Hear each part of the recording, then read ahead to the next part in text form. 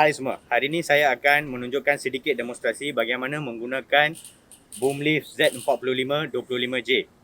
Okey, kita pergi untuk langkah pertama. Langkah pertama adalah kita perlu merujuk kepada kita punya safety hazard. Alright, so ini dia punya decals yang telah tampal di bahagian boom lift ni.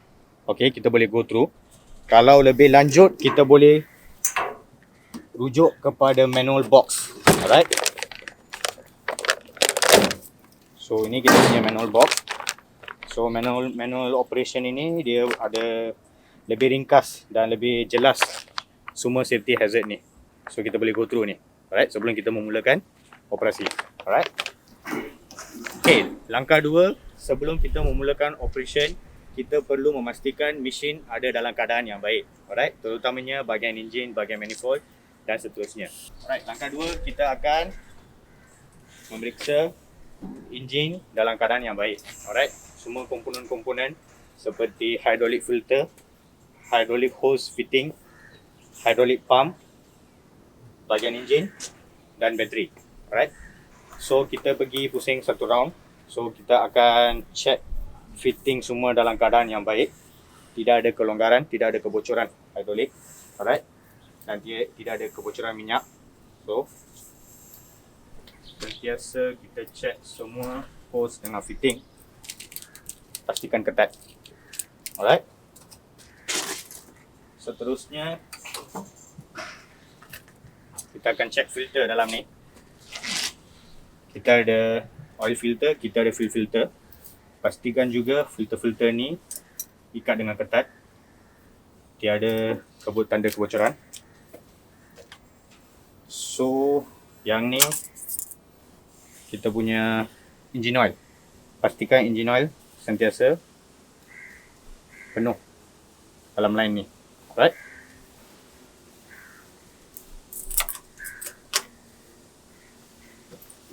Okay, komponen kita boleh tutup. Dan last sekali kita boleh tengok bateri terminal. Bateri terminal sentiasa ketat, tidak ada kelonggaran, bersih ya. Kena nampak bersih macam ni.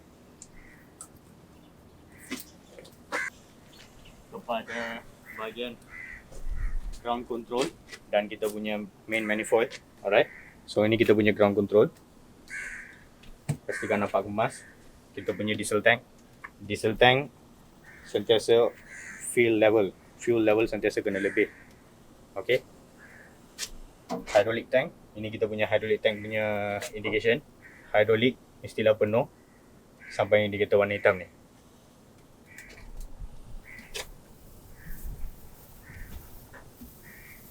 Okay, sama juga kita punya main manifold, pastikan fitting semua ketat, tiada tanda kebocoran fitting hose, tiada tanda kebocoran hydraulic.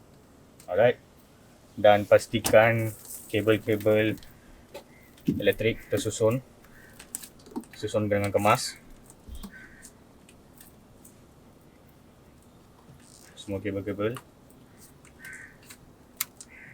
mestilah tersusun dalam keadaan yang baik. Alright. Dan last kali kita boleh check kita punya cylinders. So semua silinder tak ada kebocoran hydraulic, nampak kemas. Alright, sama seperti kita punya steering cylinder. Pastikan steering cylinder tiada kerosakan ataupun tiada tanda leaking hydraulic ya. Alright, so pastikan fitting semua dalam keadaan yang ketat, tiada kesan kebocoran silinder. Okey, dan juga untuk tayar, bahagian tayar, pastikan tayar dalam keadaan elok, tiada kesan kerosakan pada bunga.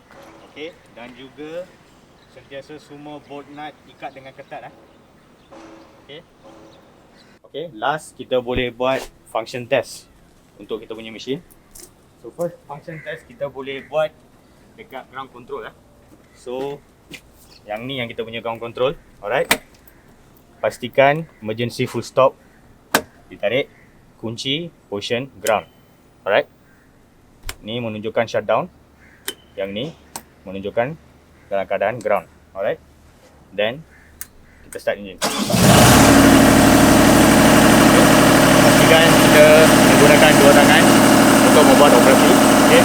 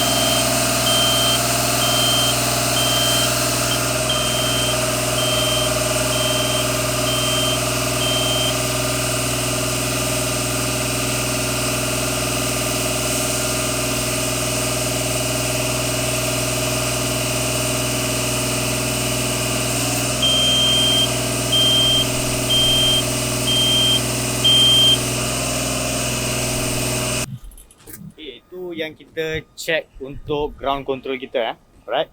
So tu menunjukkan ground control kita sekarang semua operasinya berjalan lancar. Okey, sekarang seterusnya kita boleh operate melalui platform sekarang. Alright. So kunci kita putarkan dekat platform. So kita boleh buat dekat platform sekarang. Okey, untuk platform kepentingannya menggunakan safety harness. Safety harness memang penting untuk guna ini untuk mengelakkan kecederaan dan kemalangan. So pastikan buckle supaya dia ketat. Okay.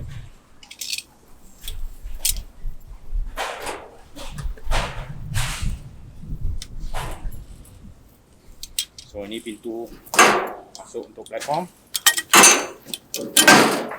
So safety harness punya buckle point. This is your ankle point. So ankle point adalah sini. Dia ada 1, 2, 3,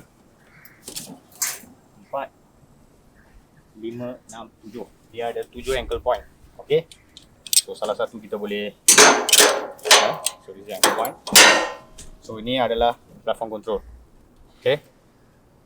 Sama juga, tapi kita kena tarik butang merah dulu dan kita start engine.